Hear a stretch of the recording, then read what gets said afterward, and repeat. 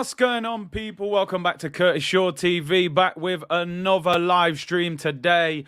We'll be looking over last night's victory as Arsenal went top of their Europa League group with a 3-0 win against Bodo Glimt, the mighty Bodo Glimt of Norway. And also, we'll be looking ahead to the game against Liverpool on Sunday, one of the biggest games of the season so far for Arsenal. I would say this is our toughest game along with Man United at Old Trafford. I think this is a dangerous game this weekend against Liverpool, and we do have to approach it with caution. We'll discuss that later on in the show. Little bit of controversial transfer news as well, people. Arsenal being linked with a move for Marcus Rashford. You know me, people. I've said it many times on this channel. I would bring Rashford to the carpet at the right price, but we'll talk about it later in the show. I know a lot of you are in the comments calling him Trashford already. And Angolo Kante, we did speak about this one briefly last night as well. Apparently, he's been offered to Arsenal on a free transfer next summer. Would you take Angolo Kante? We did speak about it briefly yesterday, but I'll go over that as well. Little bit of press conference reaction from Mikel Arteta. There's actually two press conferences. He did a short one this morning looking ahead to Liverpool and a longer one yesterday where he was talking about Bodo Glimt and the Europa League. So we'll discuss all of that. We won't do both of them because that's way too much waffle for the day, people. But big up to each and every one of you for tuning in. Make sure you lick down that like button. Subscribe to the channel if you haven't already. And Football Content Awards voting. Links are in the description below and all of that good stuff.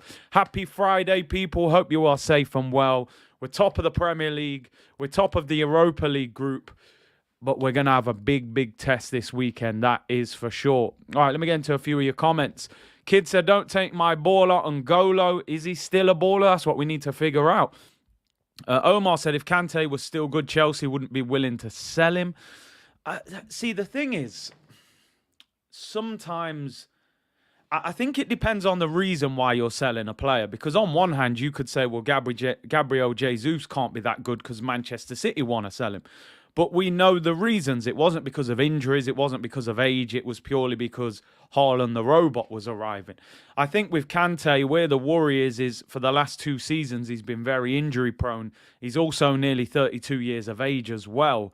But he is a free transfer and he has been an iconic footballer over the last few years.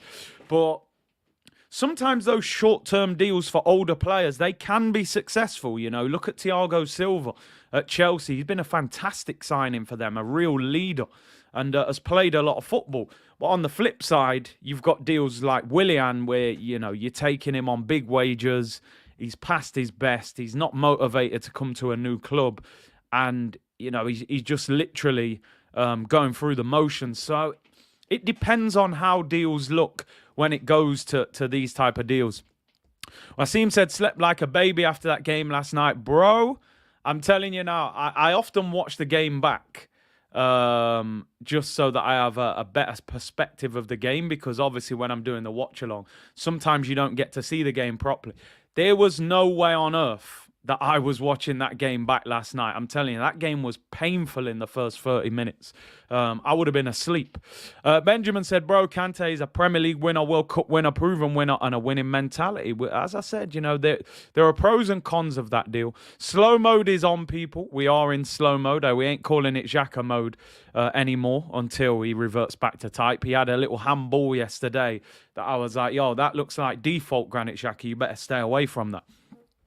Bally TV said, Curtis the GOAT. Big up, my brother. Great assist from Jesus, said Sadiq. Cameron said, when we sign a player, it should be about if they make us better. It should be about if they can take us to the place we want to be. And that's the point of it.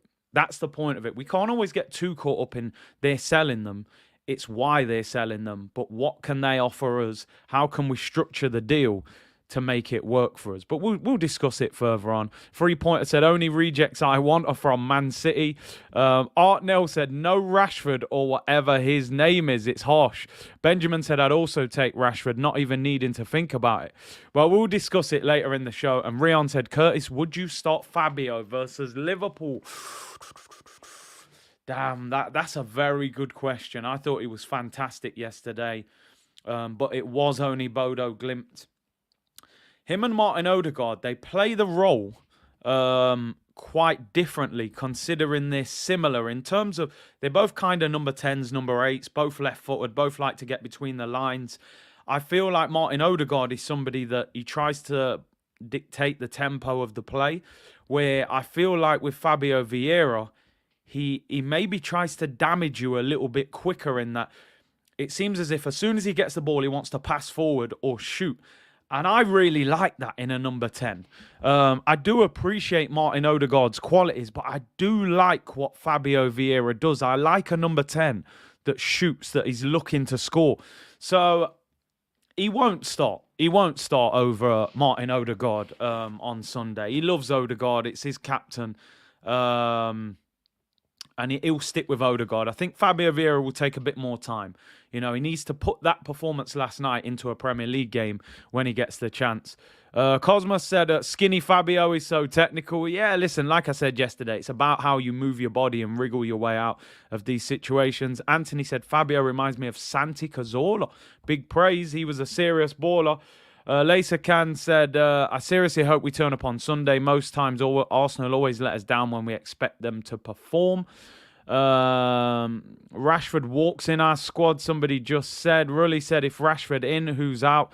Listen, first of all, he can play right wing and striker, left wing and striker. So you go toe-to-toe with Martinelli and you go toe-to-toe with Jesus.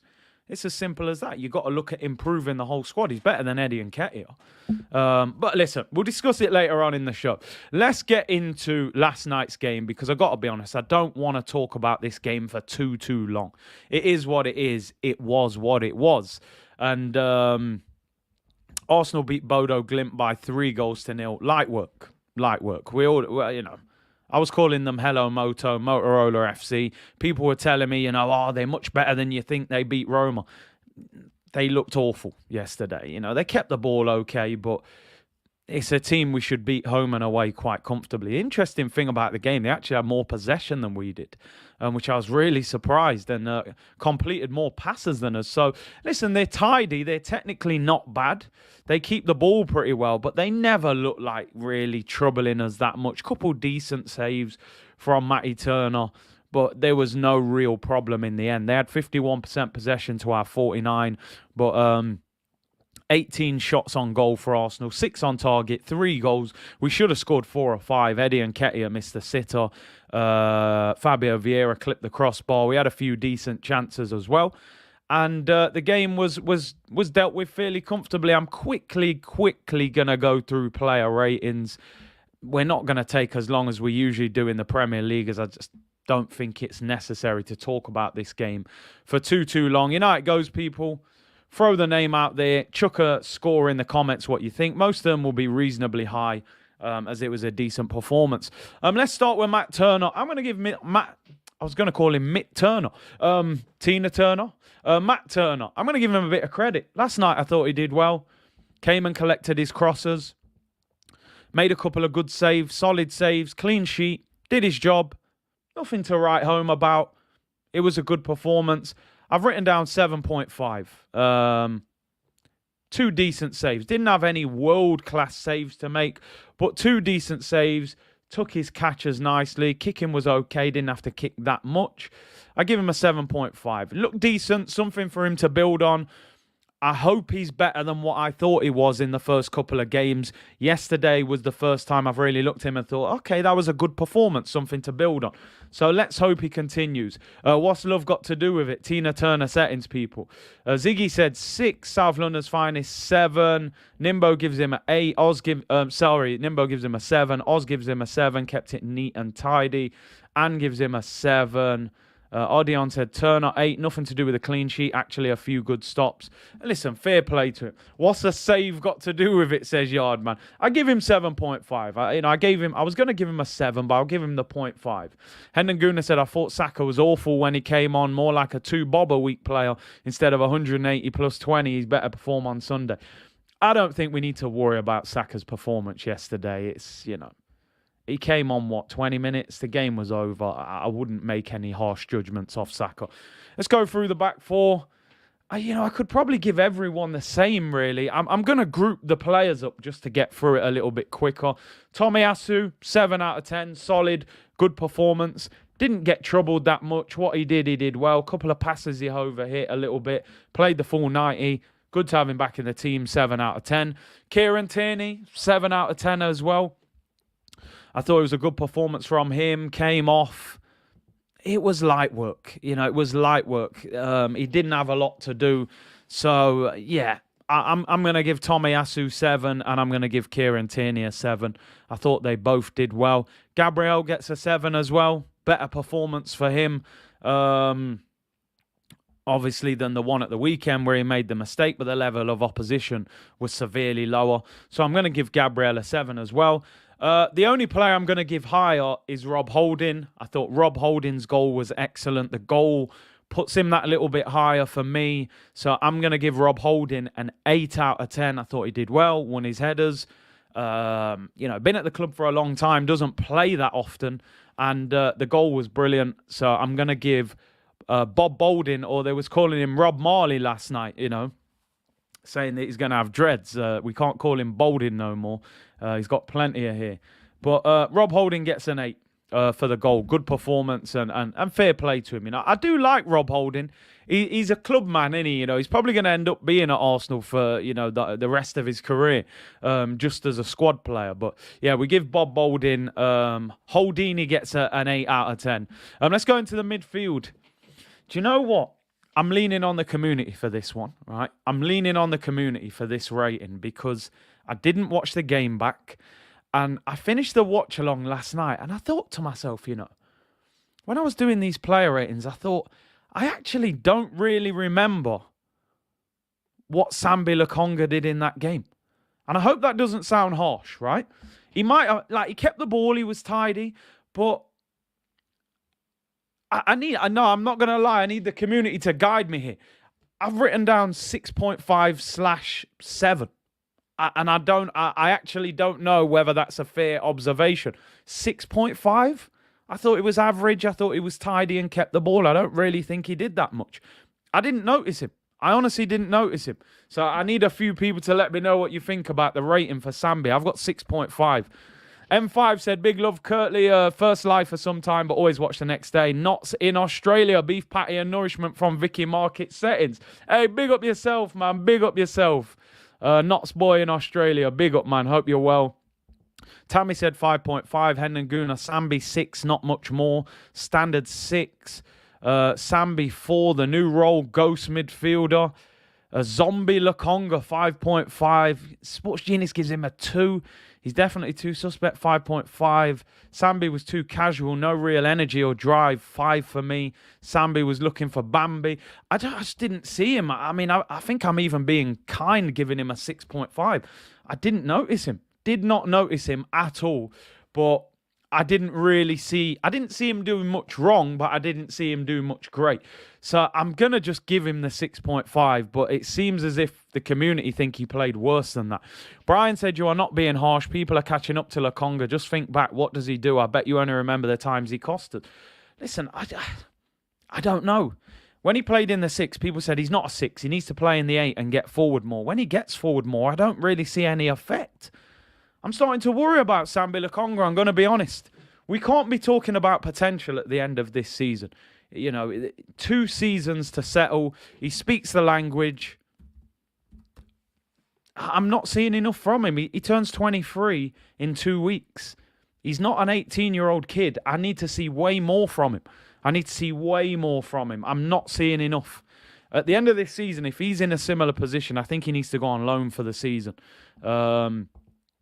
And let's see if that can help him. Babatunde, thank you for the super chat. Sambi made that midfield super average. He gives him a 5. I think he needs a loan. Get him out to Marseille or something. A lot of our players seem to go there. So, yeah, man, for me, it was average. Granit Xhaka. Granit, how did Granit play yesterday? I thought he played all right, actually. The only thing I didn't like, when he handballed it, he did what Thiago Silva did at the weekend for Chelsea, just decided to slap the ball while he was on the floor. I thought he was a little bit better than Sambi from what I saw. I gave Granit a 7. I thought he played pretty well. Little stupid yellow card. Maybe he had a bet on. No, let's not start them rumours again, actually. But yeah, the handball. 7 for the Swiss Mafia. Xhaka gets a 7. Anthony said Sambi is 4 years older than Jude Bellingham. It's difficult. Granite's here, actually. He said, I can't believe I got a yellow for that yesterday. Arteta told me to keep the ball more often, so I threw myself and grabbed the thing.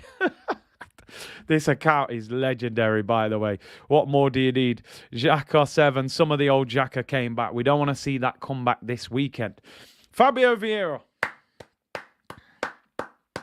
Little round of applause for Fabio. Listen, Europa League, yes. We need to see it at the higher levels. Let's not get carried away and start raving about him. But I like what I saw yesterday from Fabio Vieira. He's a techie little magician. Techie little baller, and I liked it, people. See the touch when he's controlling the ball out the sky. The little shift, the in-swinging cross, the finish, the hunger to get in the box, the 2 or 3 shots that he had on goal. 9 out of 10, man of the match. Best player on the pitch without a shadow of a doubt. Creates the goal, takes the corner, headed away, brings it down, great touch, shifts the defender, great ball, straight on Bob Bolden's head. Should have scored earlier in the game, was hungry, got his goal later on in the match. Fair play to him. 9 out of 10, brilliant performance. Best player on the pitch. Can he do it in the Premier League? Can he get Martin Odegaard out of this team? Because he'll be thinking that, I need to get Odegaard out of this team. How do you get him out? Score more, assist more, make it look like you're more dangerous going forward, which I think he is more dangerous than Odegaard. That doesn't necessarily mean he's better than him. I think they're different players. Don said, Curtis, do you remember criticising Vieira? I can neither confirm nor deny.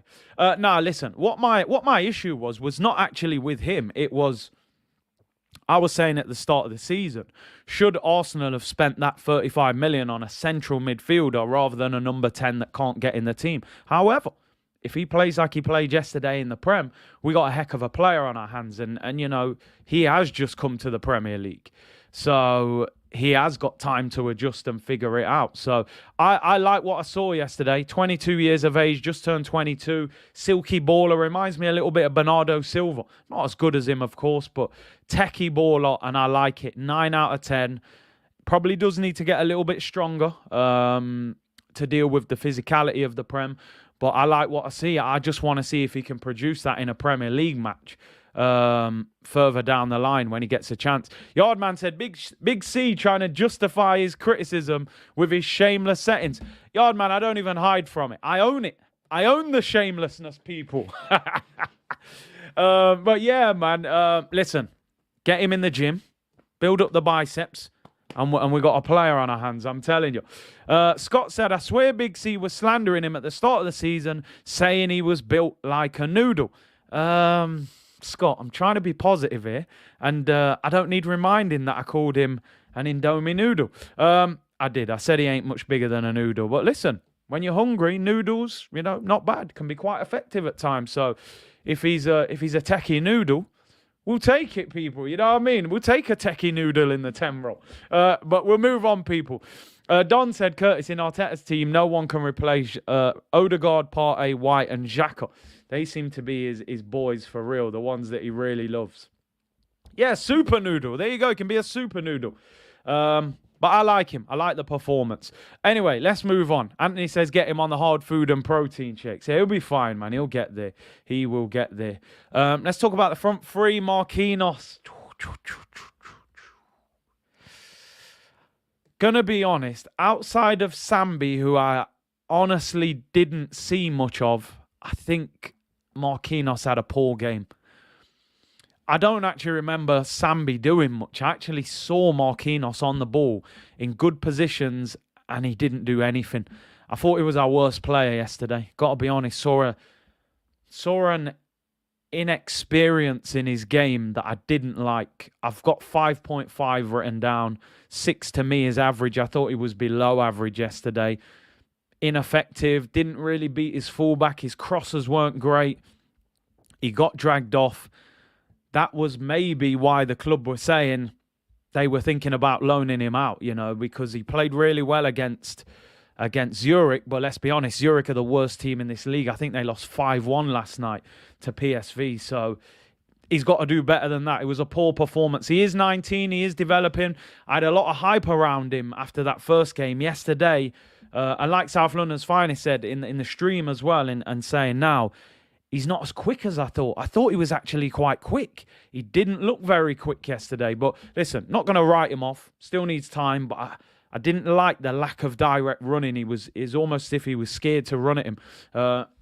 Listen, we'll see if he can develop throughout the Europa League campaign, but maybe he will need a loan at some stage as well. But 5.5 for Marquinhos. Martinelli on the other side. Again, you know what? I'm going to be totally honest. I mean, listen, I wanted him off the pitch at half-time because a couple of times he was on the floor, got a few kicks. I was like, just get him off. I didn't think Martinelli was great, to be honest. Probably a little bit more dynamic and lively than Marquinhos was on the other side. It wasn't his best game. I had 6.5 written down. Scott said Martinelli looked a bit tired. Didn't really want him to start the game. 6.5 says Tammy. 6, one of his quieter games. Kairos says 7. Don gives him a 5. South London's Finest gives him a 5. 6.5 Anthony was our best attacker. Don't know about that. 6, he was in second gear. Listen, I give him a 6, 6.5. I'm not really bothered about his performance, if I'm being honest, because he's playing well in the Prem. And, I was more interested in getting him off the pitch without being injured. It was an average performance for him, really. I give him a 6.5. He was lively, not loads of end product. Let's go to Eddie Nketiah, a.k.a. Eddie Murphy, a.k.a. Axel Foley, a.k.a. Sherman Klump, Nutty Professor Settings. He got his goal. He was absolutely starving for the goal. Fair play to him. When you're a striker, you can't get in the team. That's what you got to do. You got to score goals. He said in the press conference before the game he was frustrated at his lack of game time. Listen, there's an obvious drop-off in quality between him and Gabriel Jesus. And that's no disrespect to Eddie. Jesus been a revelation since coming to the football club. He's going to have to do a lot to get him out of this team and to get into the starting 11. Eddie Nketiah, for me, gets a 7.5. I think he played well. I think his energy was brilliant. His pressing, he was dynamic. He took his goal well. Looks like an easy finish. It is missable. However, Odegaard comes on, lovely little through ball. You're one-on-one with the goalkeeper, and he puts it, that probably landed on top of Highbury. It went that far out of the stadium. That was a terrible finish. Now, you get away with it against Bodo Glimt, where you've probably had 3 clear-cut chances. You get that goal against Liverpool on Sunday, and that's your only chance. You cannot miss the target. You've got to score that. Top strikers finish that. The minimum you hit the target and make him make a save. So, worked his socks off, got his goal, fair play to him. 7.5, he's very good at pressing, but you cannot miss a clear-cut chance in the manner that he missed that. If he hits it, keeper tips it wide, or he hits the post, you go, okay, unlucky. But, that was a poor finish. But listen, it was an impressive performance up until that point. 7.5. Still got to go up another level at least before he gets anywhere near Gabriel Jesus, though, in my opinion. Yardman said, man not even hit the target in the stands. Man hit it in the stands. Who rejected him as a kid? Yeah, Chelsea, I think, rejected him as a kid. Man, them leave Partey out of this. Now, Partey's got nothing to do with this. We left him out. He didn't play this game. Didn't even come on. Let's go through the substitutes. I mean, Gabriel Jesus, I give Jesus a 7 for the assist. The assist was magic. Great footwork on the byline. Set up Fabio Vieira. I'll give him a 7. Odegaard, I thought Odegaard did okay. Probably 6.5. Played a great ball for Eddie that he should have scored. 6.5. Saka didn't do that much when he came on. Worked hard. Probably give him a 6. 5. Probably a 6. Average 6. Ben White came on towards the end. 6. Reece Nelson looked lively when he came on. And do you know what? I like that little cameo from him, like you're saying, H7, because he looks like when he gets the ball, he wants to run at you straight away. And I love wingers that do that. Get at him. Run at him. it's sink or swim time for Reece Nelson. And, this is his last chance to rescue his Arsenal career. He looked lively when he came on. Henry said, big up Big C, we need a ball carrier like Sané or Mudryk. I remember doing a lot of videos on Sané in the summer. The fans were a little bit up and down about whether they wanted him or not. And, listen, he's a top winger. I do agree. I think we need another winger that can get the ball and dribble past 2 or 3 players at high speed. So I would love to sign Leroy Sané. Mudryk looks a good player. It seems a lot of teams are in for him. Mikel Arteta, what do we give him in the player ratings? I'd probably give him... He picked a decent team. The subs were okay. I would have liked Nelson to have come on a bit earlier. I'd give him a 7. It was an easy game for him, really. It was an easy game. Picked a decent team. It was strong enough to win. I give Mikel Arteta a 7 out of 10. So that's the player ratings tied up. SB Soccer TV, thank you for the super chat. Nelson looked more explosive than Marquinhos and Martinelli, in my opinion. Bring on Liverpool. And this is it now. The Bodo Glimt game's gone. I'm not even going to talk about it now. We won the game 3-0. It was light work. We play them next week away from home on the AstroTurf pitch up in the mountains. I would not be taking Saliba's, Partey's, Gabriel Jesus. I wouldn't even have them on the bench. Give them a couple of days off. I wouldn't take them anywhere near that game. You don't want Thomas Partey playing on AstroTurf. So, yeah, that game's done. We're top of the group. Another win, and we'll pretty much be through. We'll probably have to win the next 2 to have secured top place in the group. I'll give him 7.5, Arteta. 7 maybe a bit low. 7.5. We'll itch it up a notch. Brenazira's Guna, bring on the Scousers. Mikel slap up Klopp. I don't know if anybody heard Jurgen Klopp's press conference this morning. He gave us a backhanded compliment. I didn't like it. He says, he was talking about Gabriel Jesus and the start that he's made at Arsenal. I do like Trossard, by the way, Nick. I think someone will go for him in the summer. And he was saying, Man City would not have sold Jesus to a club if... No, basically he said, Pep sold Jesus to Arsenal because of the distance between the 2 clubs. Then he started laughing and he says, geographically the distance. We know you're playing smart there, Klopp, mate. He's got nothing to do with the fact they're in Manchester, we're in London, and it's miles away. He was referring to the fact, we finished 5th, Man City are top. Pep feels comfortable letting a player of that level join Arsenal because we're no threat to Manchester City. He did go on to big up Jesus and say how good a player he thinks he is, so he tried to soften us up. But let's be honest, he gave Arteta a little backhand round the face. We know there's no love lost between Klopp and Mikel Arteta. Remember the famous argument that apparently spurred Liverpool on in that game? We know Arteta, played You'll Never Walk Alone. Now Klopp's trying to do mind games, trying to wind us up and do all of that stuff. The quite simple way of handling Jurgen Klopp is win the game and leave him, crying after the game. But he's dangerous. He knows what he's doing. This is what the top managers, the experienced managers do. They try and draw you out and get you into places that you don't want to be in terms of mind games. Mourinho used to do it. Sometimes they actually big your team up to make, So I'm not surprised. Jurgen Klopp's in the chat. He said hello. It is top tier. I'm not going to lie. If Klopp was Arsenal manager and he was doing that to another team, I actually would quite like it because I think that's quite funny. And I think personalities and that sort of thing is going out of football now, So I think you have to appreciate your Klopps, your Peps, your Antonio Contes for these little things that they say about other managers. I like it. I have to admit, I didn't like him doing it to us. But I think it is part of football, and I think it is welcome in football. I'm sick of managers, talking like robots in press conferences, man. If I was a manager, I'd give you a little sly dig at your team, and so yeah, man, I don't mind it. But listen, Klopp is obviously going to be confident because they've beaten us a number of times in the last few years. We haven't scored against them in over 2 years, not even scored a goal. So naturally, even though Liverpool have not started the season well, he's going to have confidence that they can come here and win this game. We need to prove people wrong and prove them that we are the real deal. So we're going to talk about that game shortly and look ahead to that one. But before we get into that, I'm going to go through the 2 transfer stories of the day, because I know both of these stories are going to cause a lot of debate in the comments, right? So I'm going to go with that.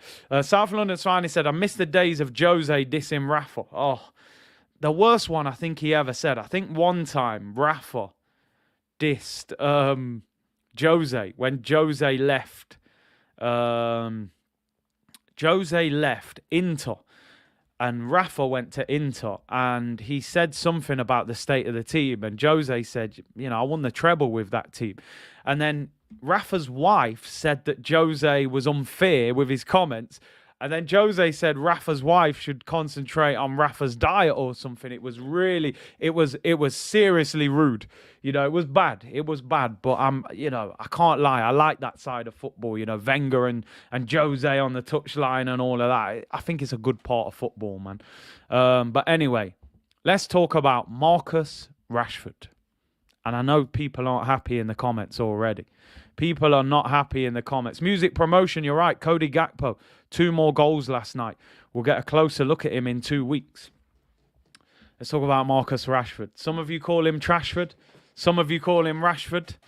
We'll see what you think, people. I've got a feeling I know what most of you are going to say already. The general feeling is that the community don't rate this guy. But I'm sure I'll fight his case a little bit.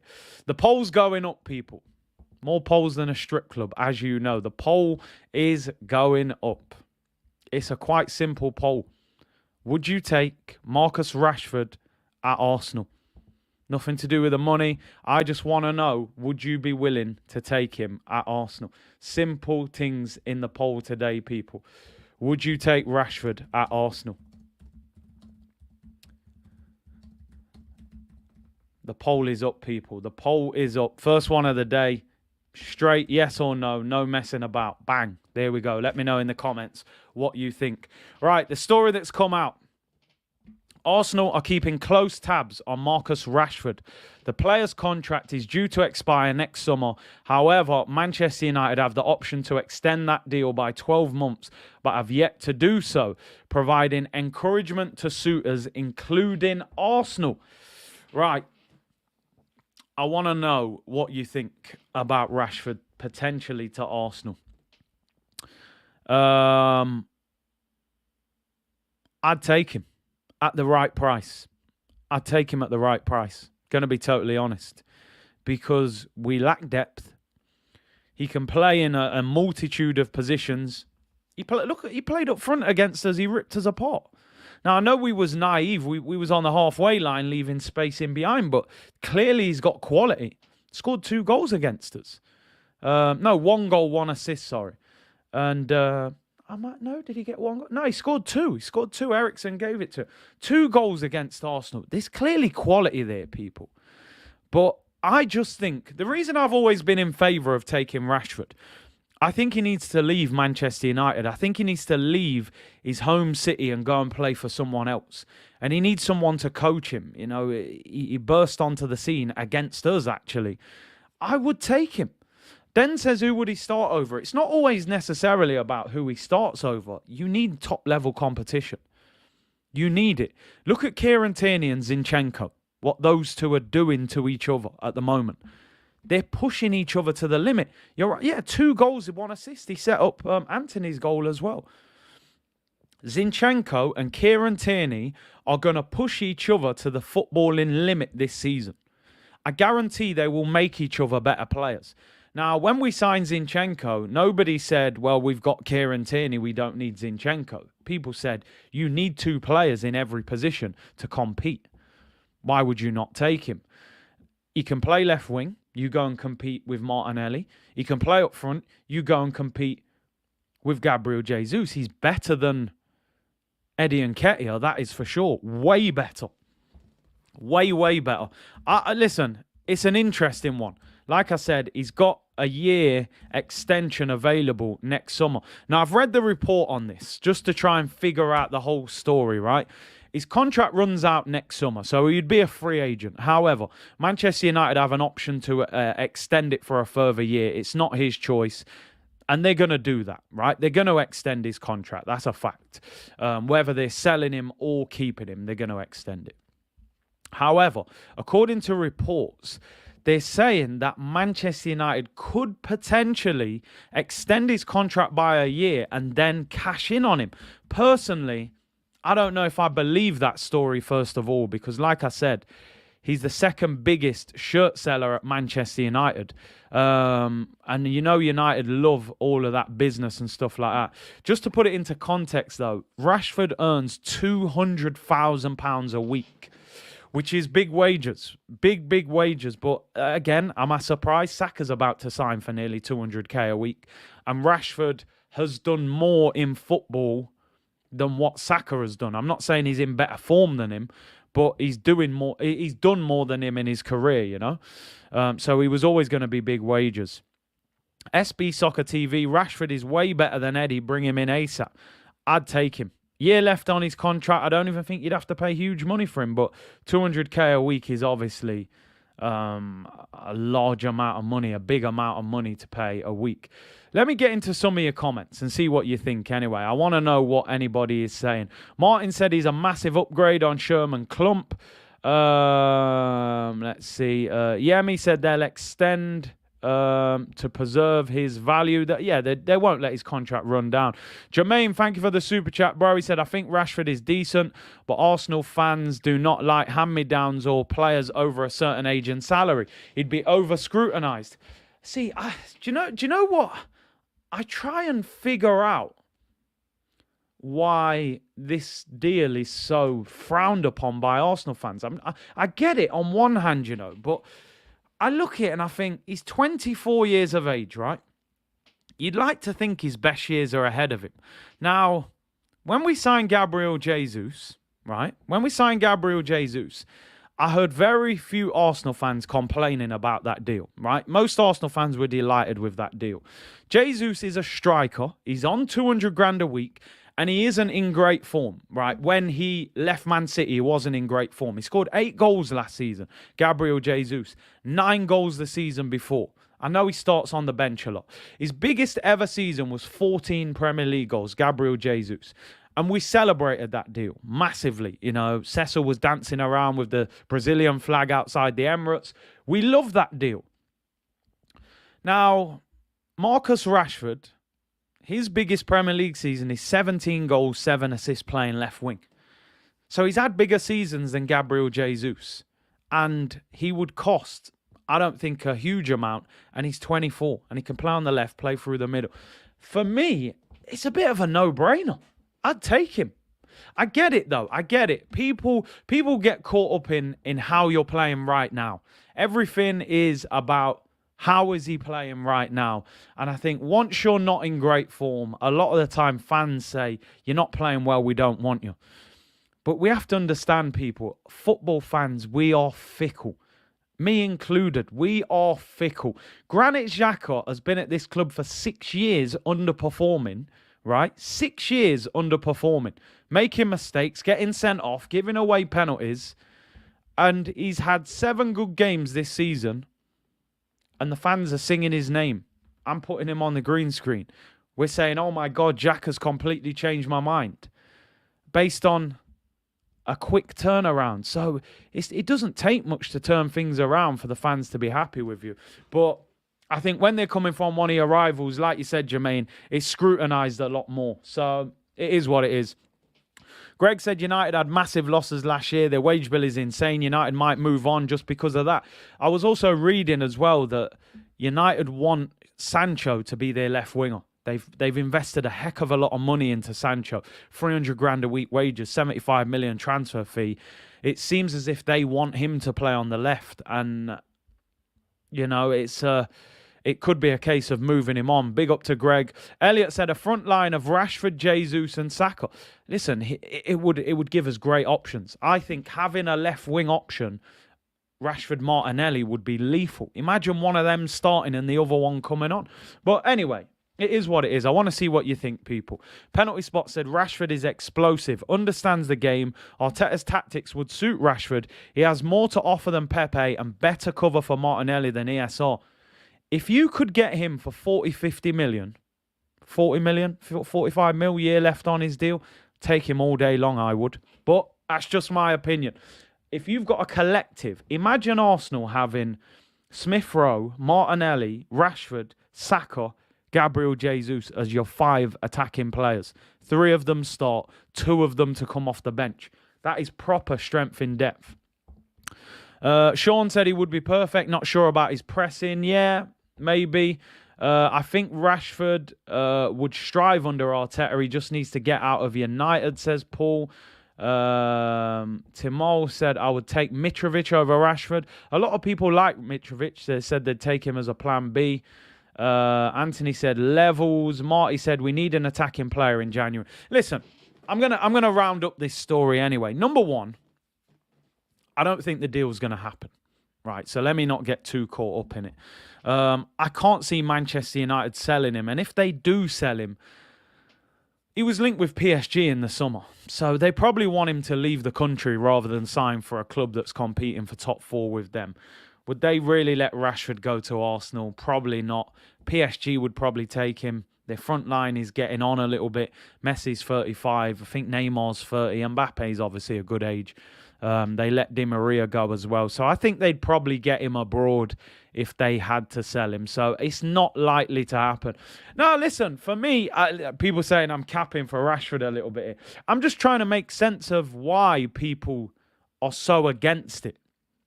I like to see things from everyone's point of view. I'm not coming on here just saying, sign him, sign him. I want to see why a lot of you think we shouldn't sign him. Somebody just said in the comments there, apologies, that Rashford is past his best. I mean, 24 years of age. Somebody just said there as well, would people still take a risk on Dele Alli? I mean, Dele Alli does look finished, but he looked finished at Tottenham, looked finished at Everton, and he's had to go to Turkey. He's not in the England squad.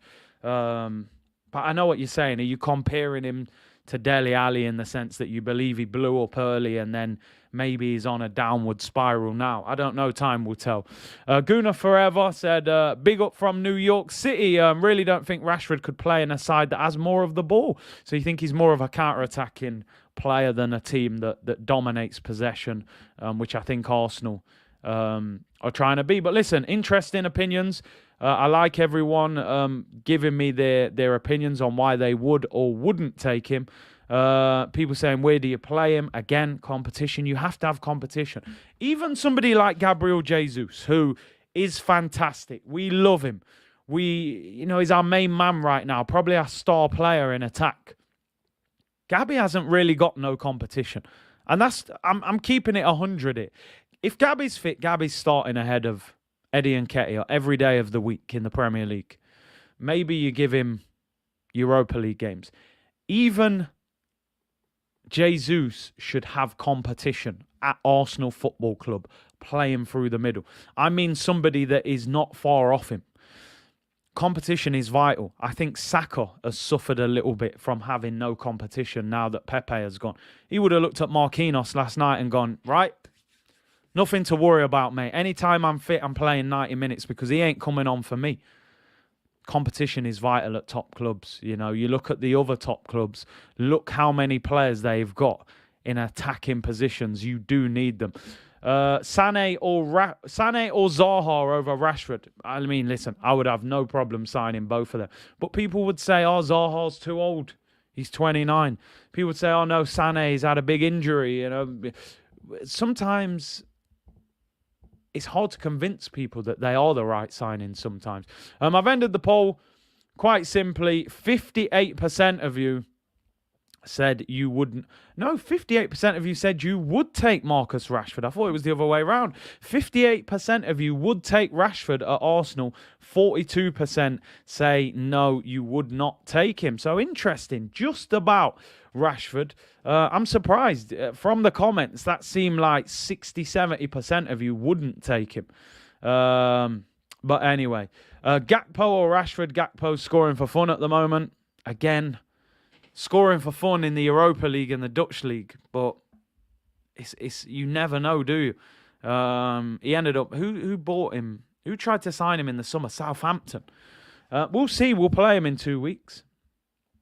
We got rid of Pepe to sign another Pepe. You're saying Rashford is a Pepe, right? We'll see. STL Gooners, I won't go near Zaha, Sané any day. The problem with Sané now, he's starting games. Last season, he was in and out the team. They thought he might leave. Now he's playing, so I don't think we could get him. Gnabry dream's over, Gunnar. He signed a new deal, 4-5-year deal. Big money, got no chance of getting him now. People, 1,600 of you in the chat. Thank you very much for your brilliant support, as always. Make sure you like the video. Can we hit 1,500 likes? Fair play. I was going to say 1,000, but South London's finest put 15. Can we get 1,500 likes? Subscribe if you haven't. Football Content Awards voting. The links are in the description. If you could vote, it would be much appreciated. The categories are down below. Best content creator and best in-video creator. The voting actually closes on Sunday. Gary, thank you for the super chat. He said, Mudryk already has the Jesus tattoo on his neck. It's a sign. Surely bring him to the carpet. I mean, again, I can't put my hat and say, go and sign Mudryk. What I've seen of him lately, he's looked good, but they're saying now they want 50 million for him. Is he worth 50 million? I haven't seen enough to say that Mudryk is worth 50 million. 50 million euros, I have to say. I think it's about 43 million pounds. Omid said, Big C is a Madrid fan. I think Arsenal need a player like Rodrigo, although I think it will be difficult. Everyone at Madrid has a price. Would Madrid let him go, Rodrigo? Seems to be starting quite a lot at the moment. I do think we need somebody else that can dribble, that can take players on. We definitely need another winger. Johnny said, Big C, good luck for the awards. I'm sure you're bringing home trophies. Let's hope so, people. Let's hope so. We got one last year, so let's go again. Flip Mode, you got my vote, fam. Hopefully you win. Appreciate that. Big up Dre, who said, let's go. Curtis, big up, brother. Alex, thank you for the super chat. Rashford could be another Abraham. We should not miss and let him go. He has the same characteristics as Saka, and not sure he is ever a problem.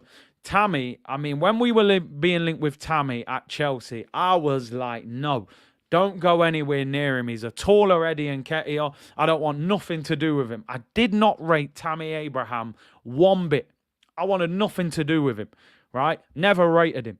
He's gone to Italy. He's tearing up the place. They're talking about 80 million for him. A lot of Arsenal fans will probably take Tammy Abraham now as a plan B to Jesus.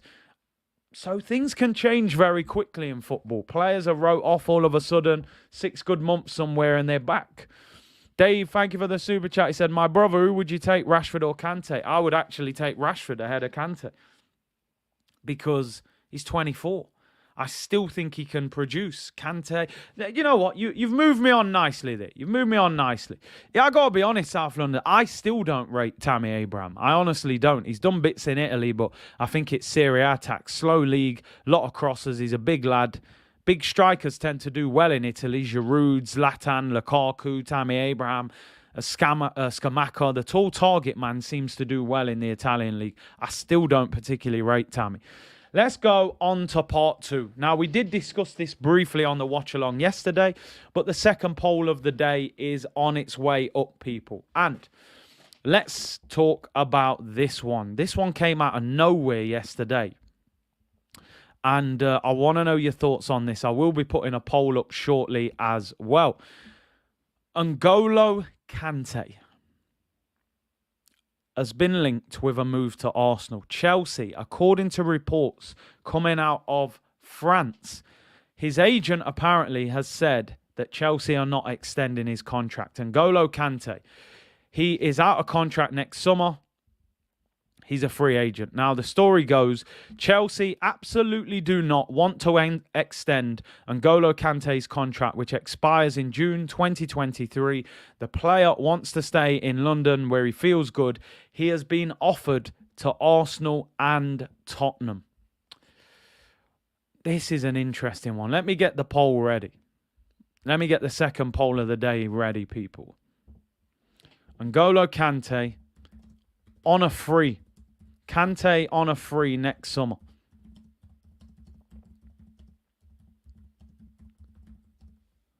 Yes or no? Yes or no? Angolo Kante. This deal to me is like... it's like meeting a girl and you're like, yes, this girl, I want to get with her. And you've got an opportunity, and for whatever reason, it doesn't happen. And you see her 7 years later, and now she's got 4 kids, a whole heap of drama, and now you're trying to, undo the wrongs that happened 7-8 years ago. Angolo Kante to Arsenal was a done deal if we wanted it, and we never got the deal done. Oh, let me end that poll. Apologies, people. I spelt it wrong. Spell check did me. I just don't know if you revisit it, man. There's a whole heap of baggage there now. You know what I mean? I don't know if you need that baggage now. 4 kids, 3 baby dads, bit of drama, bit of child support. Your shopping's going to be mad expensive. You needed it when it was, you know what I mean? No kids, no drama. I think you got to leave it alone now. But I want to know your opinions. People. Apologies for the analogy, but that's what sprung to my mind straight away. Kante on a free next summer. There we go. The poll's up again. Spell check did me. Joey said, love from South Texas, Big C. I'm sorry, but that Rashford move doesn't excite me. There's plenty of strikers way better than Rashford. No, there is, but you got to get them. And how much will they cost? Flip Mode said, I swear, Big C, you're the best with the analogy. I don't know where that came from. 4 kids, I'm telling you. 4 baby dads. Beer drama. Stepdad settings. Beer red flags, which is trying to draw you in with, we had a connection 7 years ago. Yeah, we did have a connection. But you've had a lot of other connections by the look of it. You know what I'm saying, people? Would you take Angolo? I think Kante is tired. I think he's knackered. People. But listen, let me break down the context. And then you can maybe give me a better review of whether you would take him or not. Kante's out of contract next summer. Now, Kante is, I think he's 32. Angolo Kante he's 31. He turns 32 in March. So by the time anyone was to sign him next summer, he will be 32 years of age. He's on £225,000 a week, which is big money now. On a free, he's going to want similar dub because he's going to say, well, there's no transfer fee, so you got to give me big wages. Man said 4 baby dads, Potter, Tuchel, Jose and Lampard. Yo, I'm telling you now, the man's knackered. The man is absolutely knackered. He's covered every blade of grass in the Premier League, man. I don't know if he can do it anymore. But listen, let me add balance to the debate, right? Let me look at it from a positive. Let me look at it from a negative point of view. Let me try and look at it in a positive light, just in case it happens and I have to, come back to this stream and justify to other fans why I actually think Kante was a great signing. If obviously we don't sign him, I'll say he's washed up and I didn't want nothing to do with him. However, if we sign Kante, number one, it's the fact he's won so much. You can't buy that. You're talking about a World Cup winner, a Premier League winner. You don't get that for free, right? He's won the lot. He's got mad experience. He's better than El Neni. He's better than Sambi. He's probably still better than Granit Xhaka, to be honest. But he doesn't play the same role as him. So it's whether Kante and Thomas Partey would be a solid midfield partnership, I think, defensively. That's the best I can give you, trying to justify it as a positive, As a squad player, if you offered me Kante on a 1-year deal with a 1-year option on a free, so that after 1 year, if it didn't work, you could just get rid of him for nothing, I wouldn't be totally against that. I'm going to be totally honest. 1-year option and a 1-year contract. After 1 year, if it don't work, bin him. Not the end of the world. I would actually not be against that. I'm going to be totally honest. If you're talking 2 3-year deal on 225 grand a week, I'm staying away from it because there's too many injury concerns for me over the last 2 years. Latte, big up with the super chat, bro. He said, Big C, the way you break it down, I don't want it. I'm telling you, that's how it feels to me right now. How many times are we going to get burnt by Chelsea people? How many times? It's like when you're a little kid and there's a fire and, you touch it. Ow, that hurts. You don't go and put your hand back in there and burn it again. We've been burnt by Chelsea. They keep burning our hands. They've burnt us so many times. They took Ashley Cole, the best left back in Premier League history, and gave us William Gallas, that fraud Gallas, who sat on the pitch at Birmingham as our title disappeared, burnt us, and then went and signed for Tottenham. Who else? David Luiz. Past his best. Yeah, he weren't too bad at Arsenal, but it weren't prime David Luiz. It was Krusty the Crown David Luiz. That's the second time we got burnt. And then finally, the first two, we just put our finger in. Oof, that's a bit hot. Oof, David Luiz, that's a bit hot as well. They went and put the whole goddamn hand in. They got Peter Cech with the hat. We all know Cech with the hat weren't the same guy as before he had the hat on. We got old man Peter Cech with the hat on, who couldn't kick the ball, who went straight back to Chelsea when he retired. He was an agent. He sabotaged us. And just to top it off, we put one hand in. They've burnt the whole hand. 3rd degree burn on the hand now. You've only got one hand that works for you properly now. They went and put the whole arm in and said, "Give me Willian. Just burn the lot." And they gave us Willian on a free. Don't worry, Mikel. He got great stats last year, mate. You'll love him. The guy couldn't hit a barn door for us. He went to Dubai and sprinkled salt on the steak with Salt Bay. Couldn't hit a damn thing at Arsenal. He was the only positive of Willian. I got to be honest. The only positive with Willian is that he played for Arsenal during lockdown. I will say it again for those in the back that didn't hear it, and I'm going full screen just to say it out loud. The only positive with Willian is that he played for Arsenal during lockdown. So I never had the pain of seeing him in an Arsenal shirt live in the flesh. It's a figment of my imagination. It's like Men in Black, where Will Smith used to press the thing, the big flash of light, and your memory disappears. It's a nightmare. I woke up with cold sweats. I said, damn, did Willian play for Arsenal? No, it was a nightmare. The alarm clock was going off. I got up, got myself a drink. I had a nightmare then that Willian was in an Arsenal shirt. No, it never happened. He played for Chelsea, went to Brazil, then he signed for Fulham. We can't keep getting burnt by Chelsea, people. I'm sorry. If you go into Chelsea and you want to sign, Kovacic, or you want to sign Reece James, or you want to sign a real baller from them, then I'm prepared to go to Chelsea and do business. I'm not going in their recycling bin and trying to recycle things that have been, they're dirty already, people.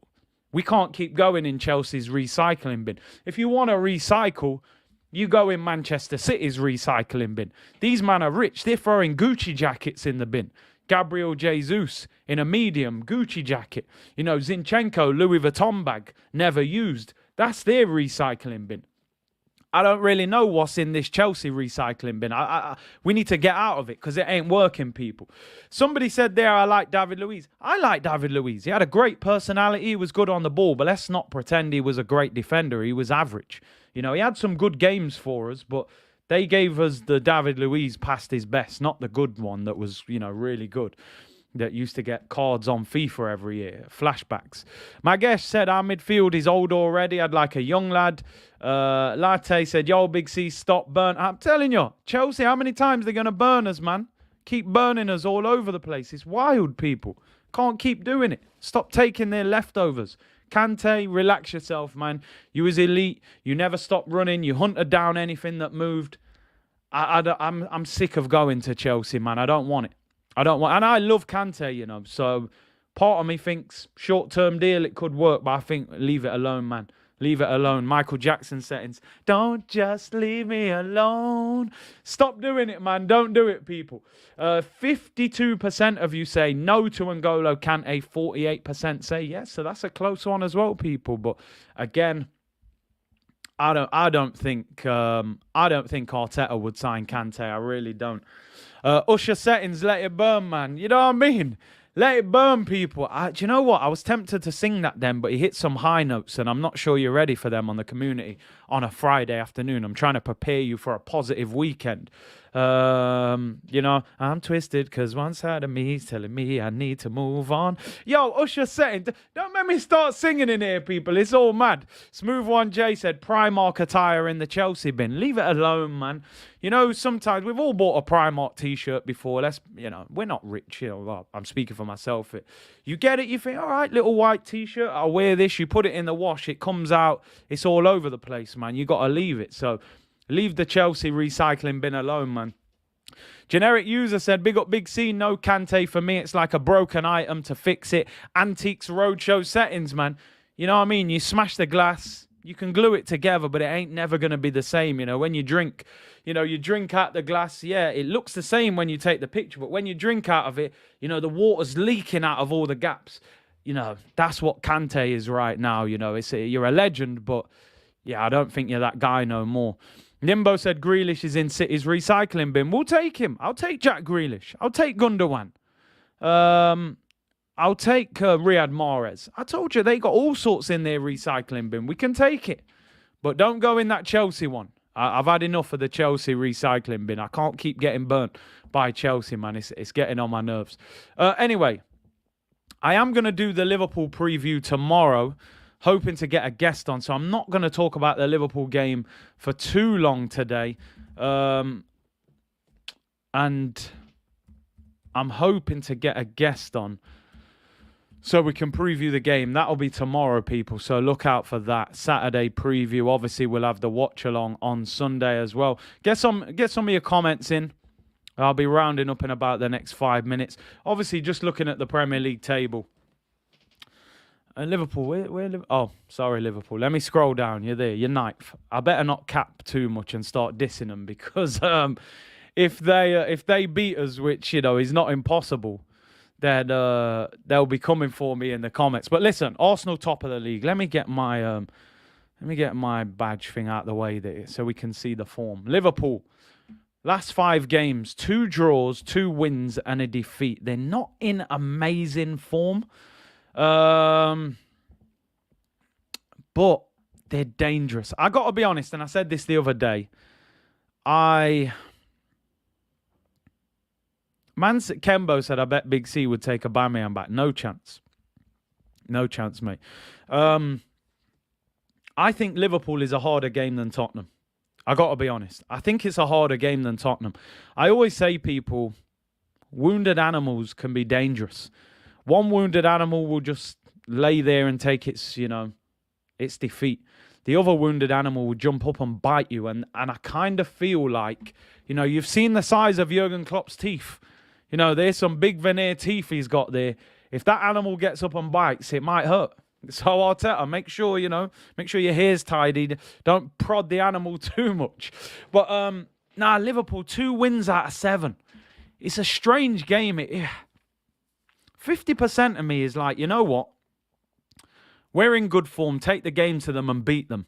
The other 50% of me says this is a very dangerous game for Arsenal and we need to be careful.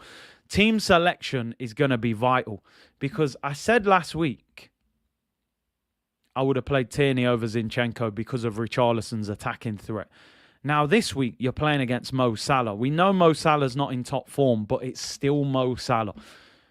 Do you bring Tierney back in for the defensive quality or do you play Zinchenko for the fact he can drop into midfield and push Granit Xhaka further forward? Again, I think he will pick exactly the same team that played against Tottenham because I think that Zinchenko is his first choice. I think he wants a left-back that can do what he's doing. Drop into midfield, push Xhaka forward. I don't think Tierney does that as well. As Zinchenko. So I think he'll pick the same team. I think Ben White will play at right back. Luis Diaz, dangerous player. Probably not as good as Sadio Mane, who they let go, but still dangerous. Be interesting what striker they play. This is what I'm talking about, strength in depth, people. Liverpool are 9th in the league, but obviously last season, they nearly went for the quadruple. They won the domestic double. Liverpool are turning up for this game. They can play Bobby Firmino, who's got a great record against us, one of the best false nines around. They've got Diogo Jota, who has got an unbelievable goal record against Arsenal, who's just like a great little poacher. And they got Darwin Núñez, a player that we wanted hasn't started great, but is getting a lot of chances. He's just not converting them. That's what I'm talking about when I'm talking about strength in depth in positions. We can't just say we got Jesus, so we can't sign a striker. You've got to have depth of that quality. How do we win this game? If we're going to win this game, I said it before and I'll say it again, you've got to expose their fullbacks. And Liverpool fans get very offended when I say that because Trent and Robertson are fantastic fullbacks. I'm not saying expose them because they're poor. I'm saying expose them because of the system. The fullbacks get so high up the pitch that our wingers need to exploit them when they're out of position. Robertson didn't play...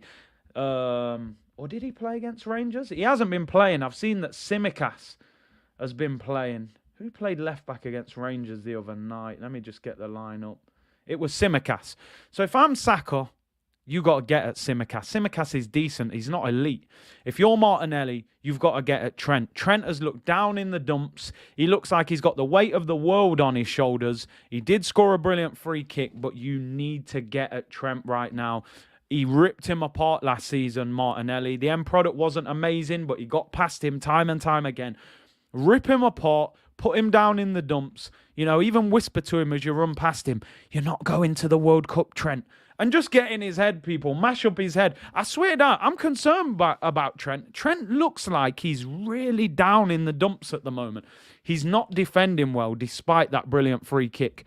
If I'm Martinelli, I'm running at him every single time I get the ball. Run at him, run at him, run at him. And you'll get past him because he's not an amazing defender. He's a very good player, but he's not great defensively. We have to be careful, right? We can't take this game for granted and think all of a sudden we're world beaters because we beat Tottenham. We always beat Tottenham at home. Simple as that. It's a great win, but it's Tottenham at home. We've got a great record against them. We have not beaten Liverpool in the Premier League for ages. I had a stat here about that actually. Was it 12 or 14 games? So Arsenal have won one of their last 14 Premier League matches, which was a 2-1 home win back in July 2020. This is famously once Liverpool, they'd won the title that year, right? And they said they were drunk. Their excuse was that they'd been drinking all week after winning the title. Maybe they did, maybe they didn't. So one win in 14 against Liverpool, no goal against them in our last 6. It's going to be a difficult game. My prediction, I'm going for a 3-2 Arsenal win. I think it's going to be a goal fest, but I think we've slightly got the edge on them. The issue I've got with this game, our starting 11 needs to win us this football match. The difference between us and Liverpool in this game is that we do not have many players that can come off the bench and win this game for us. Maybe Fabio Vieira. The difference with them, you know, if Firmino starts, they can bring on Jota. They can bring on Darwin Núñez. They've got bags of quality there in attack that they can bring on. So our starting 11 has to win us the game. It's going to be a tough game. I am nervous about it. I'm more nervous for this game than I was for the North London derby because I felt we were going to beat Tottenham. This is going to be dangerous because Liverpool will attack us a lot more, where Tottenham were willing to sit back and soak up the pressure. And I thought that would suit us having the game. If we win this game, I'm going to really start to take this Arsenal team seriously. And I mean seriously. I don't think we're going to win the league. But as I said, you're in the race until you're not in the race. And at the moment, we're in the race. We're top of the league. Until it goes wrong, we're there. Hopefully it doesn't go wrong. But if we can beat Liverpool, I think we send out a massive statement. I said 4 points from Tottenham and Liverpool. If we get 6, we're absolutely cooking people. Leeds and Southampton, the couple of games after that, winnable games. It's a massive game for Arsenal, people. So I can't wait. If we win, Curtis boards that train, I'll be at the station. I will be at the station, that is for sure. But I won't quite be on it. But we're getting close, that is for sure. And big up Saeed, who said turning 31 on Sunday, going with a 3-1 to LFC. Is going for. James says 3-2 to Arsenal. Put your house on it. The pitch is too dry. Hopefully Klopp will be saying that. Buenos Aires Guna said, if we win this game, I might jump on the train, Curtis. Shameless settings. Why not, people? Why not? Listen, people, I'm out of here. Thank you very much for tuning in today. Very good show. I will be back on tomorrow. I didn't even do Arteta's press conference, so I'll probably go through that quickly tomorrow. And we'll do a preview. Hopefully, I have a Liverpool fan on tomorrow. And obviously, we'll have the watch along on Sunday. Massive game. Thank you very much for tuning in. Like the video, subscribe to the channel, and I will see you all tomorrow, people. Take care, everyone. Bless.